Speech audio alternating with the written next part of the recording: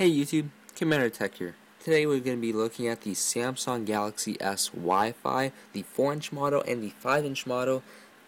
These devices were officially announced at IFA, or if you want to call it IFA.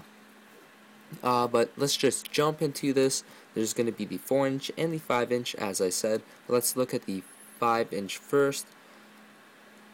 Let's check out the gallery.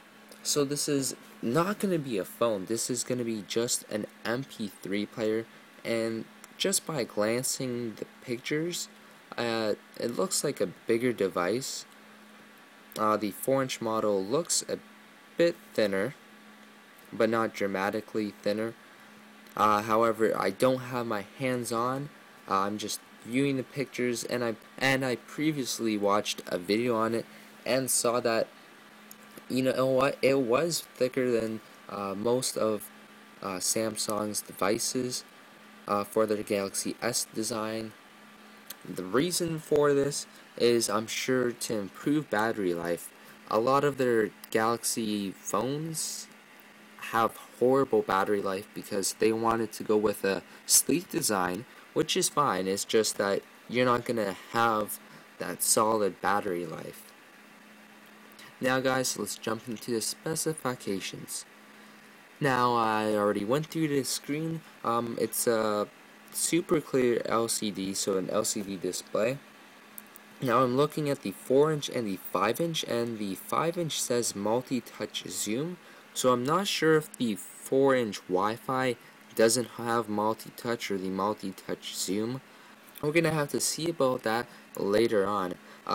As of now, these were available in Europe, in countries there, but it is not available in the US and Canada and other countries.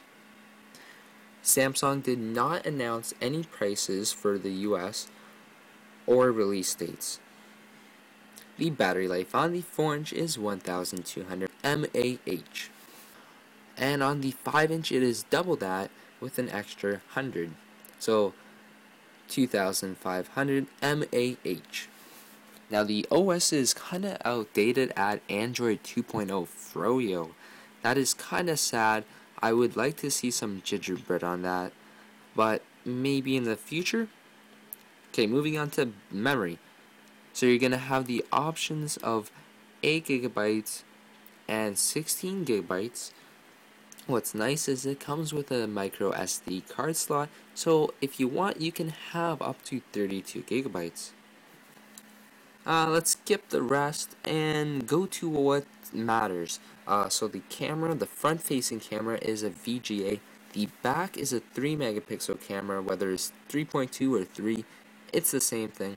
It also has flash. Whether that flash is as good as the iPhone or not, we'll have to see. The processor is not listed in the specs, but I can tell you it's a 1 gigahertz processor. The connectivity, Wi-Fi, obviously, and Bluetooth. So whether I think this is going to be a iPod killer or not, I personally do not think this is going to be an iPod killer. The iPod easily syncs with iTunes. It works perfectly. Also on the iOS, you have the App Store. Android is alright, don't get me wrong there, but with iOS, I'm sure you're going to find the app you want. So this device is pretty much the same as the Samsung Galaxy player in other countries. Once again, Samsung did not announce any release dates for North America, nor did they announce any prices.